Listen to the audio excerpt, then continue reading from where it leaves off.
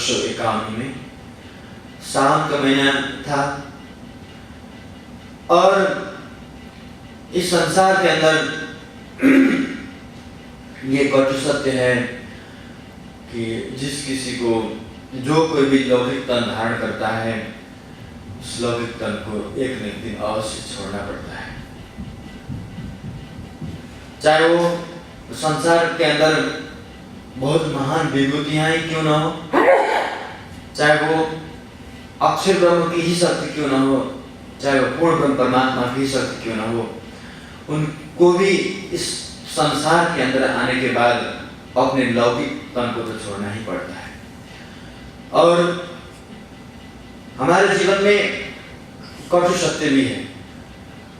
जीवन के अंदर बहुत सारी ऐसी आपत्तियां, विपत्तियां और ऐसे कुछ संघर्षों का सामना करना पड़ता है और सामना होता भी है। लेकिन मृत्यु एक ऐसी घड़ी है कि इंसान न चाह करके भी उसको सामना करना पड़ता है। और विक्रम संवत 1751 में जो जागृत सुंदर साहब कदाचित नहीं चाहता था कि जिस तन से उनको सब कुछ मिला, आत्म जागृति मिली, परमधाम का नियामत मिला, परमधाम की वाणी मिली, अपनी पहचान, परमधाम की पहचान, अपने परात्म की पहचान और अपने मूल स्वरूप की पहचान, जिस तन से सब कुछ प्राप्त हुआ, तो सुंदर साहब को ये जुदाई बिल्कुल सहन नहीं था। फिर भी इस जागरण ब्रह्मांड के अंदर इस नश्वर तन की लीला ऐसी ही है। हुआ यूं कि विक्रम संवत 1751 सावन का महीना और कृष्ण पक्ष अंधेरा पक्ष था, चौथ के दिन। अब हम रयो न जावहीं मूल मिलावे बिन, हृदय चढ़ आवहीं संसार लगत अगिन। अब हम धाम चले तुम हो जो होशियार, फिर एक विलंब न कीजिए जाए घरों करे करार। श्री इंद्रावती जी के धाम हृदय में स्वयं राजी महाराज पांचों शक्तियों के साथ जागरी लीला जो कर रहे थे।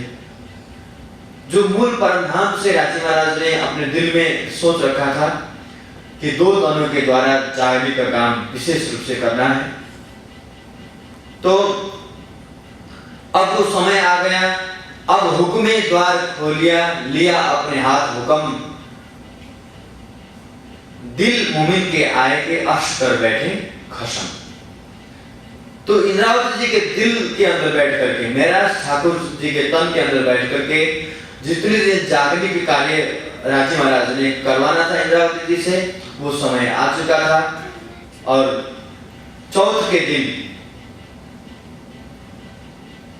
त्रिज के दिन शाम को बैठ गए, सब चर्चा हुई। जिस तरह से पन्ना जी में जो 11 वर्ष तक अनवरत रूप से ब्रह्मवाणी की चर्चा, जागरी रास की लीला चलती रही, उसी तरह से चर्चा हुई। और श्री जी ने कह दिया कि प्यारे सुंदर साथ जी, अब जो है मेरी सुरता इस संसार के अंदर में से बिल्कुल उब गई है। अब मेरी सुरता एक पल भी इस माया के अंदर रहना नहीं चाहती है।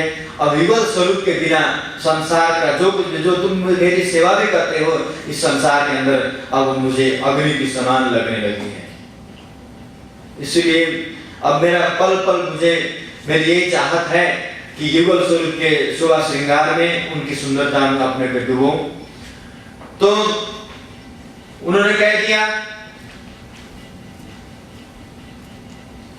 कि अब मेरी नश्वर तन की लीला जो है राजी महाराज जितने दिन करवाए थे, अब वो समाप्त होने जा रही है। इस तरह से जब सुंदर साहब को उपदेश दिया, सुंदर साहब को तो ये कतई स्वीकार नहीं था कि राजी महाराज हमें लौकिक रूप से, जाहिर रूप से हमसे वो अलग हों। चौथ के दिन सवेरे ब्रह्म मुहूर्त में,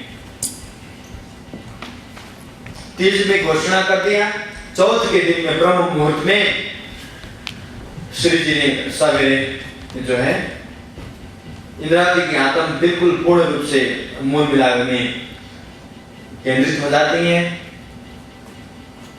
और इस संसार के अंदर जिन लोगों को योग साधना के विषय में पूर्ण ज्ञान नहीं होता है, इंद्रावती जी अपने जीव को जो है ब्राह्मी अवस्था में प्राप्त कराया था उन्होंने। इस शरीर के 7 स्थितियां होती हैं योग साधना के ध्यान के: स्थूल, सूक्ष्म, कारण, महाकारण, कैवल्य, हंस और परमहंस स्थिति। परमहंस स्थिति परमधाम के अंदर है, हंस स्थिति योगमाया के अंदर है। तो ब्राह्मी स्थिति यानी परमहंस अवस्था में अपने जीव को, अपने आत्मा को प्राप्त कराना, इसको कहते हैं ब्राह्मी स्थिति। तो श्री जी ने अपने जीव को, अपने आत्मा को ब्राह्मी स्थिति में ठहराया था। तो सुंदर साथ कुछ और ही समझ बैठे और सुंदर साथ विलाप करने लगा और सुंदर साथ रोने लगा। तो चौथ के दिन पूरे माहौल वियोग, जुदाई का, विरह का रहा मातम छाया पन्ना जी के अंदर। मंगला जी ने कोई भी सुंदर साथ को खाने की, कुछ पीने की कुछ भी सुध नहीं है, क्योंकि जो आत्मिक नजर से आत्म के प्रति जो प्राणनाथ जी जब लौकिक रूप से जो बिछड़ गए हैं, तो किसी भी ब्रह्मात्मा को, किसी भी सुहागन नारी को खाना पीना सब कुछ हराम हो जाता है। तो श्री जी ने बैठे बैठे उन्होंने अपने आत्मा को जो है मूललाभ में केंद्रित कर लिया। तो बाहर से देखने पर लगा कि शरीर उन्होंने छोड़ दिया है। तो योग साधना में जो परिचित नहीं थे उन लोगों ने समझा कि श्री जी ने शरीर छोड़ दिया है। तो समाधिस्थ हो गया, बिल्कुल हिलते नहीं है, जड़ प्रतीत हो गया शरीर। तो देखते ही देखते सैकड़ों सुंदर साथ ने भी तन जो है छोड़ दिया। पानी पीना भी सुंदर साथ ने हराम किया कि हमारे आत्मिक प्रीतम इस नश्वर संसार से जा रहे हैं, तो हमें पानी पीना भी बेकार है। तो पानी का ग्लास ऊपर उठाया था, ऐसे ही रह गया, तन उन्होंने छोड़ दिया। और इस समय छत्रसाल जी साथ में मंगला जी में नहीं थे, कुछ कारणवश, लौकिक कार्य के कारण, कुछ कारण वो मऊ गए हुए थे। लेकिन कुछ इस तरह से कुछ पहचान, कुछ इशारा, कुछ तो हो ही जाता है। जिसको हम दिल से चाहते हैं, जिसको हम दिल से याद करते हैं, जो हमें दिल से याद करता है, दूर रहने पर भी कुछ संकेत मिलता है। छत्रसाल जी को सवेरे से लग रहा था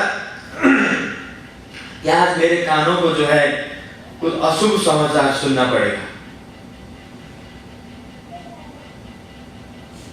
अब इधर बगला जी में सब कोई सुंदर साथ बिल्कुल विरह रस में डूबा हुआ है, किसी को कुछ सुध नहीं थी। तो पहले ही श्री जी ने एक गरीबदास जी करके सुंदर साथ उन्होंने कहा कि तुम जैसे जब मैं समाधिस्थ हो जाऊंगा तो तुम संदेशा लेकर के छत्रसाल जी को जाकर दे देना। और श्री जी इधर चौथ के दिन समाधिस्थ हो गए। सवेरे ही ब्रह्म मुहूर्त में, दिन भर बिल्कुल सन्नाटा है। कल तक भजन कीर्तन होत रात दिन, सुनत मोक्ष फल पावे, विष की नदियां अमृत किरो सुख सवन पहुंचाए। तो कल तक पूरा बंगला जी पूरा आरती, भजन कीर्तन, चर्चा के द्वारा पूरा गुंजायमान होता था, आज वो कुछ भी नहीं था। तो गरीबदास जी पन्ना जी से जब रवाना होते हैं,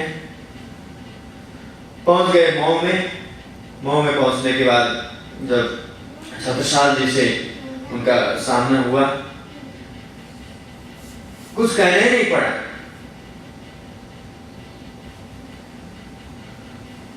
गरीबदास जी को कुछ भी नहीं बताना पड़ा कि छत्रसाल जी कुछ ऐसा हुआ है।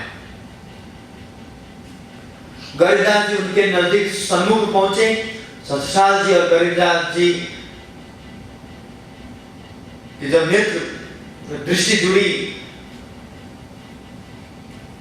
तो दोनों में जो है हृदय के उद्गार आंसुओं में छलकने लगे। वो समझ गए, कुछ भी बताना नहीं पड़ा कि बस छत्रसाल जी कहते हैं कि गरीबदास जी जैसे अपने पति के लौकिक पति भी संसार के अंदर हो तो कोई पतिव्रता नारी उसके तन छोड़ने के बाद अपने जुबान पर लाना नहीं चाहती। इसी तरह से छत्रसाल जी कहते हैं कि गरीबदास तुम क्या कहने आए हो मुझे पता है, अपने जुबान से मत कहो। सब कुछ समझ ही गए और जाकर के जहां पर घोड़ा था उनका भले भाई जाकर देखते हैं और वो सामान्य कोई घोड़ा नहीं था दुनिया के अंदर जैसे इधर घूमता है, वो भी पूर्व जन्म का बहुत बड़ा जीव था, तपस्वी जीव था और वो अक्षरातीत की सेवा में, सुंदरसाथ के ब्रह्ममुनियों के सेवा में वो घोड़ा आना था, तो वो सामान्य घोड़ा नहीं था। जा करके देखते हैं तबले में